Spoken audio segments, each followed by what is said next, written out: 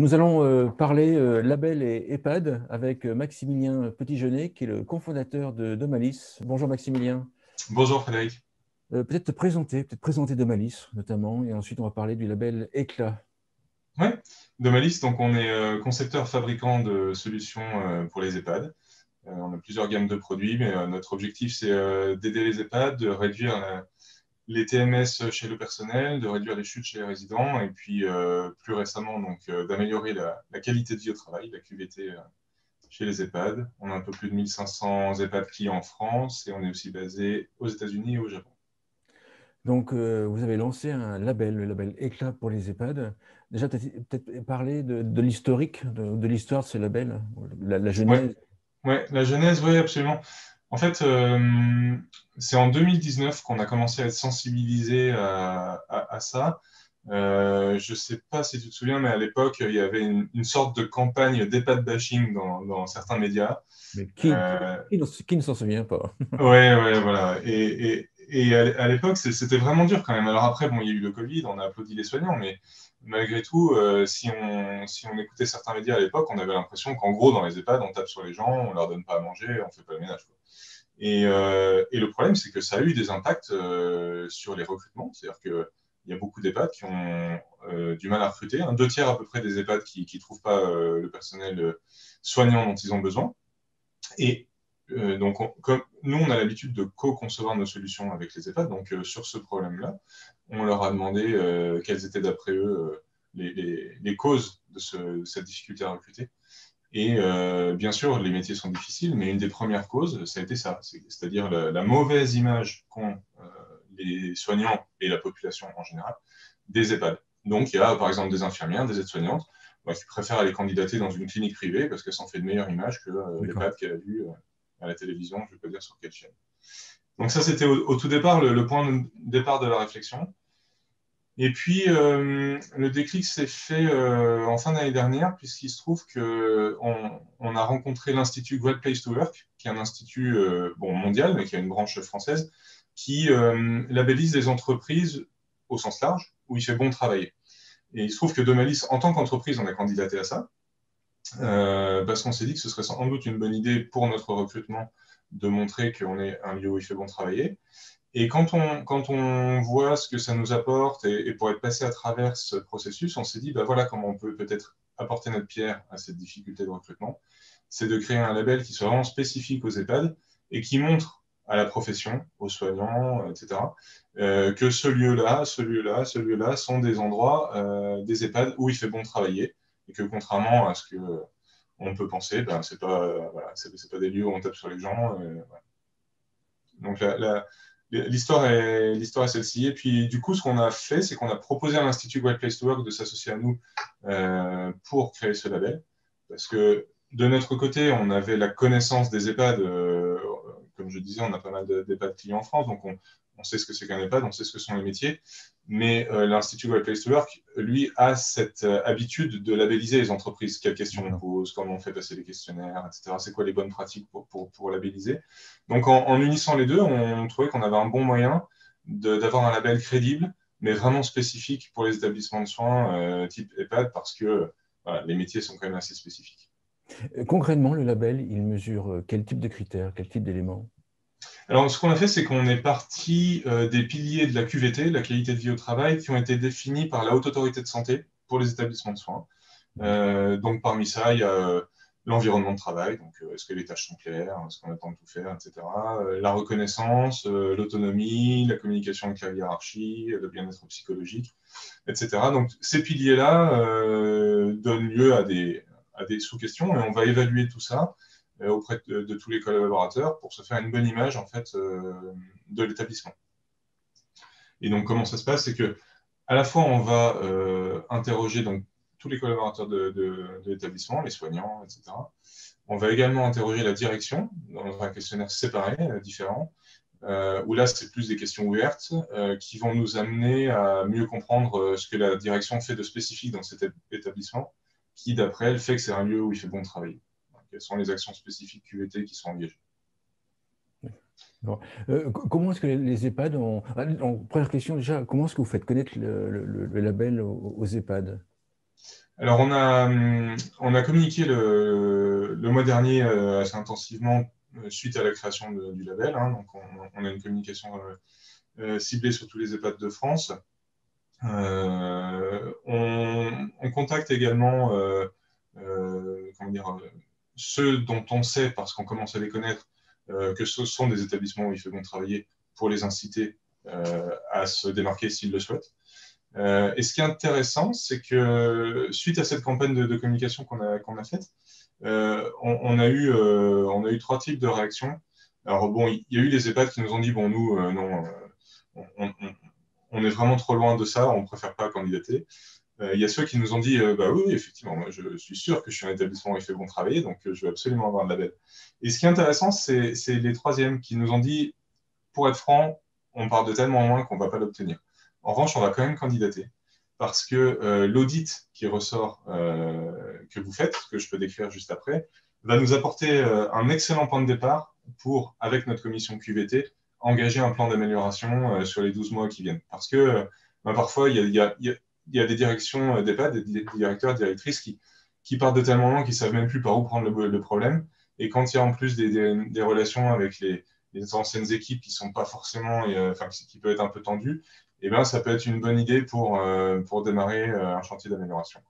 D'accord, faire une sorte d'état des lieux et ensuite des pistes d'amélioration, enfin, une structuration des pistes d'amélioration. Oui, en fait, ce qu'on fait, c'est que, donc, comme je disais, on envoie un questionnaire à chacun des collaborateurs d'une part et puis à la direction d'autre part. Et sur la base des réponses des collaborateurs, on va noter en fait chacun des piliers dont je parlais. Donc, il y en a qui vont être des forces de l'établissement. Il y a forcément des points d'amélioration. Et l'avantage qu'on a, c'est que comme on collecte des données de milliers d'EHPAD en France, on est capable sur chacun des points qui seraient des points d'amélioration de proposer des pistes que nous, on trouve inspirantes, qu'on a pu voir dans d'autres établissements à côté, et qui adressent tel ou tel point. Et donc l'idée, c'est de fournir à la direction d'EHPAD un panorama complet de son établissement vu de ses collaborateurs, et quels sont les points qu'il peut améliorer, comment nous, on pense qu'il pourrait les améliorer, et donc, en fait, on fournit un plan qui est une proposition en fait, hein, de notre part sur les 12 mois qui suivent et qui est, comme je disais, vraiment un bon point de départ pour travailler avec la commission QVT. L'intérêt en plus, c'est que comme cet audit-là vient de l'extérieur, voilà, c'est neutre. Quoi. Les collaborateurs voient bien que ce n'est pas un truc que la direction essaie d'imposer. Et donc voilà. Et puis l'idée, c'est que s'il y a besoin, ben, on peut accompagner ensuite l'établissement tout au long de ces 12 mois, parce que voilà, d'avoir quelqu'un d'extérieur qui vient apporter ses conseils, ça peut être utile. Mais il y a aussi des groupes, notamment des groupes privés, qui préfèrent ben, prendre la synthèse et en interne, avec leurs personnes qui sont chargées de ça, déployer le plan. D'accord. Combien de labels, combien d'EHPAD ont postulé et combien ont obtenu le label? Alors, pour l'instant, on est sur notre première fournée, entre guillemets, d'établissements qui ont postulé, puisque le label est tout jeune. Hein, Bien sûr. on a communiqué il y a très peu de temps. Donc, les premiers labellisés, ce sera là cet été. D'accord. Donc, ceux qui vont l'obtenir, ce sera cet été. On ne communique pas encore sur le nombre, parce qu'on attend que cette première passe soit faite pour donner les statistiques. Là, on pense que c'est un peu prématuré. Mais notre objectif, comment dire, c'est pas comment dire, d'aller activement chercher tous les EHPAD de France pour absolument qu'ils participent au label. Notre objectif, c'est vraiment de mettre en valeur ceux qui devraient être reconnus pour leur bonne pratique managériale et qui se distinguent des autres. Du coup, l'intérêt que eux vont y voir, c'est qu'ils vont pouvoir recruter plus facilement. D'une part, parce qu'ils vont être plus connus, donc meilleure notoriété, et puis d'autre part, parce que meilleure image de marque. Ils vont être identifiés comme étant des places, des lieux où il fait bon travailler. Mais voilà, on sait que comme dans tout secteur, il y a aussi des établissements qui sont moins vertueux que d'autres, donc on va pas. Notre objectif n'est pas d'aller activement vendre du label, c'est vraiment d'aider nos clients et de manière générale l'écosystème EHPAD, d'aider ceux qui sont vertueux à être reconnus comme tels. Avec un peu de recul, tu vois la situation meilleure que ce que tu pensais, ou pareil que ce que tu pensais, ou pire que ce que tu pensais? Non, en fait, nous, on a toujours, enfin, la vision qu'on a eue des EHPAD depuis toujours, parce que maintenant on les connaît pas mal, c'est que la plupart d'entre eux, comment dire, sont très très loin de l'image qui est véhiculée dans les médias, enfin qui a été véhiculée dans les médias dans cette campagne-là. Ça ne veut pas dire que ce sont toutes des places, je veux dire, excellentes en termes de management, etc. C'est sûr qu'on on voit bien qu'on a parmi nos établissements du personnel qui parfois, par exemple, on a des infirmières qui sont passées cadre sup, qui finalement sont passées directrices, qui n'ont pas forcément une formation en management. Donc en fait, elles font comme elles pensent que c'est le mieux, et parfois c'est super, parfois c'est un petit peu moins bien. Et à l'inverse, on a aussi vu des directions d'EHPAD qui ont fait un Master 2 là-dedans, qui ont été catapultées à cette place-là, qui ont toutes les bases théoriques du management, mais qui ne connaissent clairement pas le milieu spécifique de la gérontologie, quoi. Donc, y a un petit peu de tout. Mais c'est sûr que on a pu, suite au premier retour qu'on a eu des établissements, confirmer cette vision qu'en fait, il y a quand même des tas d'établissements où les gens ils viennent bosser avec la banane et par vocation, et ils sont fiers de ce qu'ils font.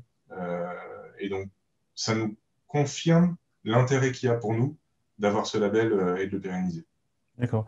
Un EHPAD qui obtient le label, il est fort sur quels critères en fait? Qu'est-ce qu'il a mis, quelles sont les opérations, quelles sont les actions qu'il a mises en place, peut-être historiquement d'ailleurs, hein, pas forcément récemment, pour obtenir le label, pour être un bon dans le label? Alors en fait, c'est pas tel ou tel point qui font qu'on l'a ou qu'on l'a pas, c'est l'ensemble qui est noté. Mais c'est sûr que l'établissement parfait, c'est un établissement où il y a une forme d'équité au travail entre les différents collaborateurs. Il y a une forme de bien-être physique, parce qu'on sait que c'est des métiers difficiles physiquement. Donc, c'est forcément un établissement où on fait attention au TMS, aux troubles musculo-squelettiques, on fait attention aux arrêts de travail, on fait ce qu'il faut en termes d'investissement dans le matériel pour contenir ce risque. C'est un établissement, du coup, où il y a une forme de bien-être psychologique, voilà, où la communication entre les collaborateurs et la hiérarchie est bonne, où la reconnaissance du travail par la hiérarchie est là. Et puis c'est un établissement où il y a une forme d'autonomie dans son travail, où on n'est pas fliqué toutes les 5 minutes pour savoir si on fait bien son boulot. Et honnêtement, on a vu des tas de beaux établissements où on oublie presque qu'on est dans un EHPAD, on a l'impression d'être dans une entreprise normale où il y a une bonne ambiance. Ça n'empêche pas que certains métiers sont difficiles, mais où les collaborateurs ont une forme de respect, voire d'admiration pour leur direction, et inversement, des directions qui trouvent que leurs équipes sont épatantes et où chacun aime venir travailler le lundi matin. On aurait pu penser, lorsqu'il y a eu l'EHPAD bashing, que certains auraient pu laisser penser que les EHPAD privés traitaient moins bien leurs salariés, par exemple. Avec le recul, est-ce qu'il y a des différences entre les différents types d'EHPAD, publics, salariés, enfin, privés, etc.? En fait, de manière générale, je me méfie des généralisations, Mais, et sur cet aspect-là en particulier, euh, c'est sûr que les EHPAD privés à but lucratif sont là pour générer des profits, comme toute entreprise privée. Ceci dit, les EHPAD privés associatifs ne sont pas censés faire beaucoup de déficit non plus. Et les EHPAD publics, au bout d'un moment, ça pose un problème. Donc, ils ont quand même des budgets à tenir. Après, moi, honnêtement, j'ai vu de tout, hein, parce que j'ai vu des EHPAD publics qui, OK, sont animés par une certaine forme de vocation, mais qui travaillent dans des conditions. Je veux dire, les budgets sont tellement faibles que le personnel, du coup, travaille dans des conditions qui sont terribles.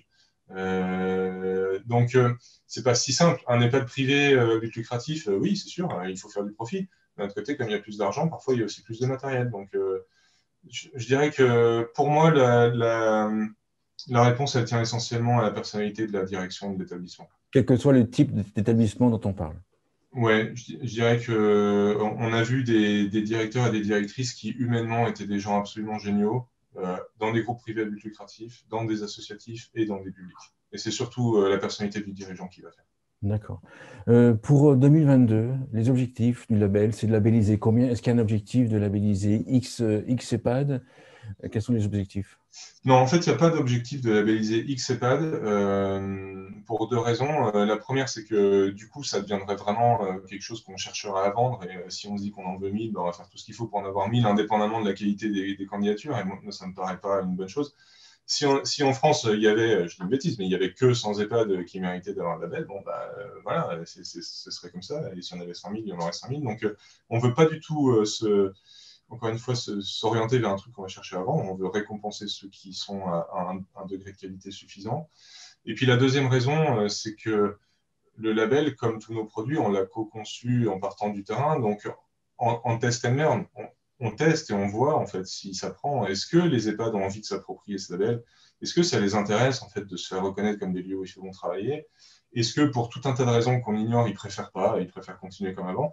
Et ce qu'on s'est dit, c'est voilà, on va tester sur cette année 2021 et si ça prend bien, comme ça a l'air d'être le cas, ben, on va pérenniser, on va plus communiquer et pousser le label. De toute façon, il y a tellement d'EHPAD qu'il y aura forcément une partie importante, qui, à mon avis, importante, qui va être intéressée, ne serait-ce que pour pouvoir recruter plus facilement le personnel. Oui, absolument. Mais c'est notre pari et c'est ce qu'on ressent là, c'est qu'il y a une telle tension sur le marché du recrutement, en particulier infirmière, aide-soignante. C'est vraiment deux postes où, de manière générale, les EHPAD ont du mal à recruter.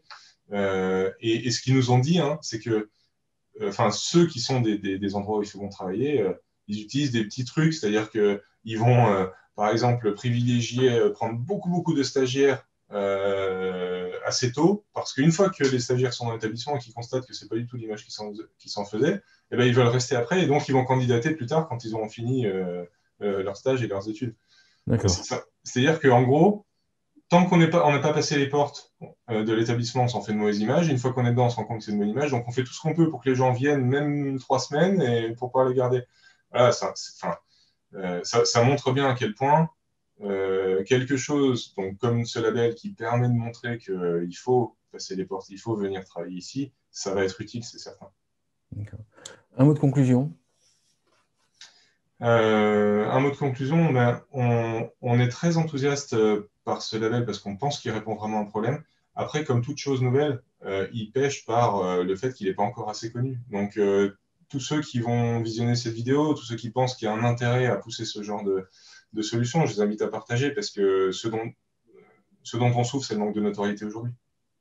Super, merci Maximilien Petit-Jeunet. Je rappelle que tu es cofondateur de Demalis et puis l'un des fondateurs ou cofondateurs du label Éclat. Merci beaucoup. Merci Frédéric.